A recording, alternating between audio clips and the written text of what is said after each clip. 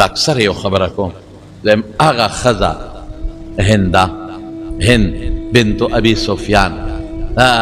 هند بنت عتبه دا ابو سفيان زوجته ابي سفيان هند چې د عتبه لور ده او د ابو سفيان بیبي ده چې هغې په احد کې څومره زبردسته د کافرانو د پاره یو کارنامه کړې او نورې به پریدو د حضرت حمزه د حضور پاک تر سید الشهدا سره چې هغې څه کړي دي نو تاریخ چې لیکي نو هم سترګو نه به دی د اوښکو په دې وینې بهږي چې حضرت حمزه د وحشي په لاس یې شهید کړو وحشي ابن حرب حمزه وی روان دي بخاری کې راځي او ډېر بهادر دی او داسې په بهادرۍ جنګېږي چې څوک ورته مخامخ ودرېدی نه شي او زه ورته د یو تیږې شاته پټ شوم یو وړنې ځګی ور سره خو چې زما مخکې تېرېده وایي ما په هغې وویشته او په دې نامه ولګېد شاته تې نیزه ووته ما پسې ګواښ وکړه خو نیزه تې شاته وتې وپرېوته وحشي ابن حرب د لاسه شهید شو او دا اسد الغابه کې شته دا هندراله او بیا د دې حضرت حمزه نه پوزه پرې کړه سترګې یې تې وویستې غوږونه یې تې پرې کړل شونډې یې تې پرې کړې نور یې ور سره ظلم وکړ سینې وله وشلوله او د سینې نه یې زړه راوویست او په هغې یې چکونه ولګول او د سینې نه اینه راوویسته او په هغې یې چکونه ولګول وایي دا تېروم خو تېرې نه شو الټه یې کړل او د دې د پاسه دا ظلم وکړه چې د حضرت حمزه رضی الله عنه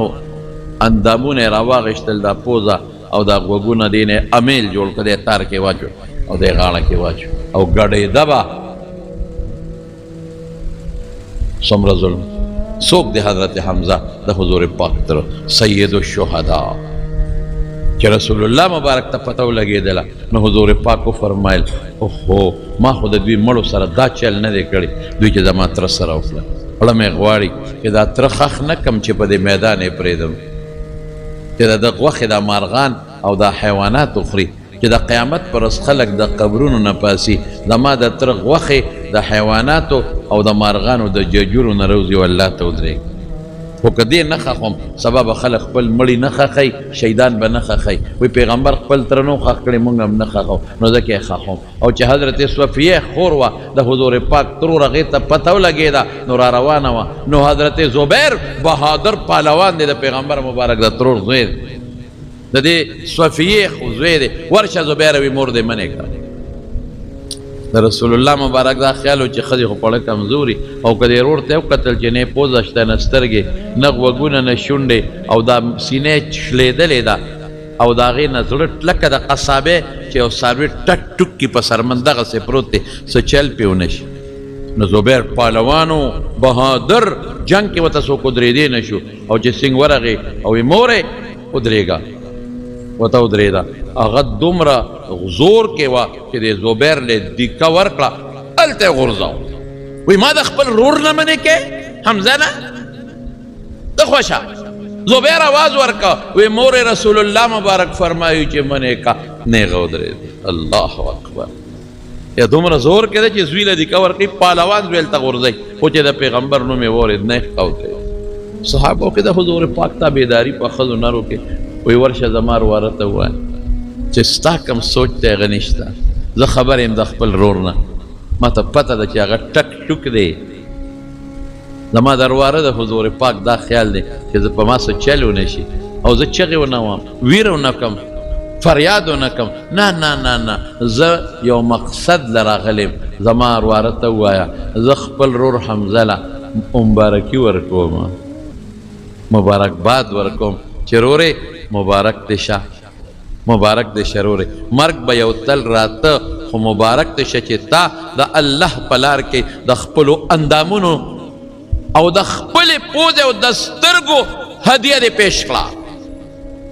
او د الله په لار کې ځان دې ټک ټوک کړه زه به خپل رور له مبارکباد ورکوم دومره حضور پاک خپا مخلوق خدا ډېر ظلم شوی د حضرت حمزه سره د وحشي د لاسه او د هندې د لاس وحشي ابن حرب او بیا ګډېده دا یو چیلنج دی مسلمانانو له چې ستاسو د پیغمبر تر سره مې دا چل وکړ راشئ میل مې کړل د هغه اندامونه که تاسو رانه کولی شئ لیکن حضور پاک څومره خپه څومره دومره خپه دی چې دغه وحشي ابن حرب چې کله مکه فتح شوه نو دی وتښتېده طایف ته و ایمان ته مې ړو شو مې څنګه به لاړ شم ما چې څه کړي دي هغه خو عرش لیدلی دي خو کائناتو لیدلی دي زما جرم خو قابل معافي نه دی چې معاف شمه نو چا ورته وی استازو ته حضور پاک څه نه وایي استازي کې دي ته ورسره لاړ شه وی استازو کې لاړم چې لاړم او رسول الله مبارک ته مخامخ شوم وی بس فورا خو مکه کې پاتې شو وحشي پیژندې چې مخامخ شوم انت وحشي الکه ته وحشي ما وی او نعم وحشي انت قتلت حمزه تا وجلې چې کومې خبرې نه یریدم حق خبرې راته حمزه تا وجلې زما تر دې کې دننه ډېره لویه فلسفه ده چې تا وجلې دي څه شوي دي زما تره سره زما د تره نه خو د قصابې د ټک ټک وجود جوړ شوی دی ستا د برکت نه تا وجلې دی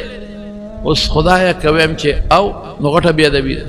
که ویم چې نه نو دروغ هم دي منیم نه ما وی قد کان من الامر ما بلغک حضرت چې څه خبره در رسېدلې ده ټیک در رسېدلې اوس دا قابل معافي نه وه قابل معافي نه وه لیکن حضور پاک ورته وحشي څنګه راغلی وی د الله رسوله ایمان ته میړه کېږي معاف بشم جرم خو زما هغه دی چې کائناتو لیدلی بل چا سره هم نستا تره سره معاف بشم او یوازې دا جرم نه الله رسوله ما ډېر مړی کړي ما زناکارې کړي ما بدعملی ما دا ګناهونه کړي معاف بشم حضور پاک او فرمایل او که ایمان دې د زړه نه راوړو معافې زه دیم بخم زما رب دیم بخي ایمان نه زما ترم قربان ایمان نه زما د تره غوښې او ټوکړې قربان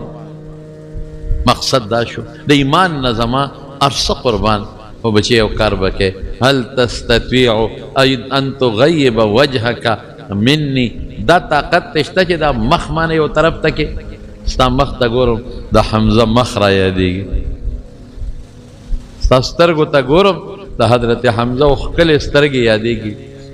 ستا پوزې ته ګورم د خپل تره پوزه یادېږي او ستا د غوږونو ته ګورم شونډو ته د خپل تره پرې کړی اندامونه یادېږي بس دا یو خبره ده بچې د الله رسول دا شرط قبول دی بلکل لاړ دغه زمانه کې یو کافرو مسیلمة الکذاب د پیغمبرۍ دعوه کړې وه حضرت حمزه حضرت وحشي څه وایي وی ما وی چې بدل د حمزه به خلاصوم ماف خو شومه خو بدل به خلاصوم لوی مسلمان د پیغمبر لوی محبوب مې وجلی دی د پیغمبر غټ دشمن به وجنم په یهودیانو عیسایانو مشرکانو ورنغې په چا ورنغې په مسیلمة الکذاب کم چې د حضور پاک د ختم نبوت ډاکو او اقا مسیلمة الکذاب سره جنگ شروع اقا نیزګۍ را سره وه په هغې مې وویسته او رسا په دې نامو لګېد په دا سینه او مردار شو اړه مې جمع شو جمع که یو خوا مې د حضور پاک تره وجلی دی غټ محبوب بل خوا مې وله غټ دشمن مړ کړ مسیلمة الکذاب چې د حضور پاک نه پس یې د پیغمبرۍ دعوه کړه غټ ډاکو د ختم نبوت د پیغمبر دشمن دا غټ ډاکو امې مړ کړ لر ختم لیکن حضور پاک هغه وحشي وبخه او دا هنده چې چاته اندامونه پرې کړي چې کله مکه فتح شوه نو ښځې ټولې راجمع شوې او یې موږ بیعت کوو رسول الله مبارک فرمایل یو کور کې راجمع شوې وایي زه چا سره لاس ګورې نه میلاوم په بیعت کې او یوه مشره کې هر یو سره خبرې هم نه کوم هغه یوې چې څه ما سره وې بسه به د ټولو وي دا هنده پکې مشره وه نو د ابو سفیان رضی الله عنه دغه وخت کې د مکې سردار او د کافرو د هغه بې ښځه وه د عتبه لور وسیف د شیبر ویره وه لوی خانداني ښځه وه نو هغې ځان پټ کړ ما وی ما په بورقه کې صادر کې ځان پټ کړ ولې زما جرم د مافیق دی نه وحشي خو مړ که او اندامونه خو ته ما پرې کړي دي سینه خو والا ما چاک کړې ده سیرلې ده زړه او په اینه ما چاکونه لګولې دي او دا مې پامیل کې اچولې دي او نخرې ما کړې دي زما ایمان چې ته قبلېږي نو ما ځان پټ که ما وې راشه که په ډله کې ماف شوې وی خلکو زه مشره کم ما ځان پټ کړی وی رسول الله مبارک وفرمایل چې یو څو شرطونه در باندې لګو په دې ټولو ښځو یو دا شرک به نه کوي شرک خطرناک مرض دی الله دې دې مونږ وساتي وی مونږ وی چې بالکل مونږ یو الله منو او شرک نه کوو دې بوتانو مونږ له څه راکړه بالکل منظور دویم شرط دا چې زنا به نه کوي دا هنده ورته څه وایي وی دا ستا قوم دی دا چې ناست دي دا څه اخوا دېخوا خلک نه دی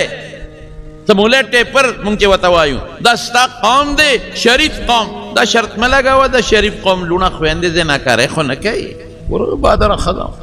حضور پاک حیران دی اسینګ ښځه ده عمره سره بیعت کوي ایمان راوړي هم رټ جواب راکوي بیا ورته څه وایي وی بچي به نه وژنئ لکه دې به لوڼه خاښوي ورته څه وایي وایي نه نه نه وایي موږ بچي نه وژنو موږ واړه لوی کړل تا راله په جنګونو کې مړه کړل دا شرط هم منظور خدای داسې ښځه هم ایمان راوړم جواب راکوي بیا ورته وایي وایي غلا به نه کوي دا ښځه اکثر کور کې د خاوند نه څه چې پټۍ او پټۍ خرڅوي هنده ورته څه وایي دی کې ځان یې پټ کړی دی خو خولې یې خبره ووته وی صاحب زما خاوند ابوسفیان لږ بخیل دی نو که د هغه نه څه شی پټومه او هم د هغه په بچو یې لګوم دا هم غلا ده خو چې ووېرېدل چې زما خاوند ابوسفیان نو حضور پاک پوه شو وایي دا خو هنده ده انت هند بنت عتبه ته هندی څه د عتبه لور اوهو بس ښځه پوه شوه چې ما نه خو خبره ووته زه خو یې وپېژندم لاسونو په رپېدو شو حضرت زه هندی ما ځان په دې پړونه کې پټ کړی زما جرم قابل معافي نه دی ما وی زه به ونه بخلی شم راشه که ډله کې وبخلی شم ما ډېر زیاتې کړی د الله رسول ډېر زیاتې کړی زما دا شرطونه منې هر څه درته معاف کفر معاف شرک معاف او د دې ایمان د مخه زما د تره هغه ټوکړې هم درته معاف مړه دې ته رحمت للعالمین وایي مونږ خو چې نن په جرګه کې څوک بوځو مړه دا چرګوټي جرګۍ ده چرګوټۍ مې څوک نه بوځي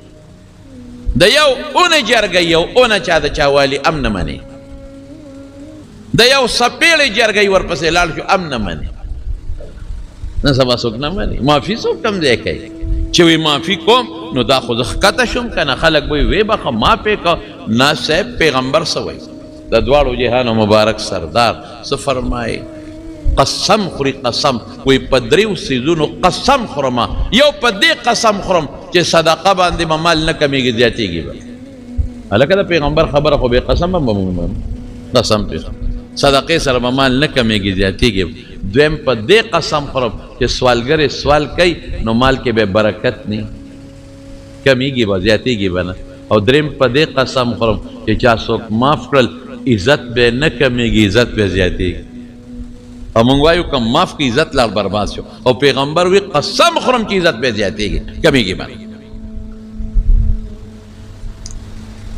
صاحب رحمت للعالمین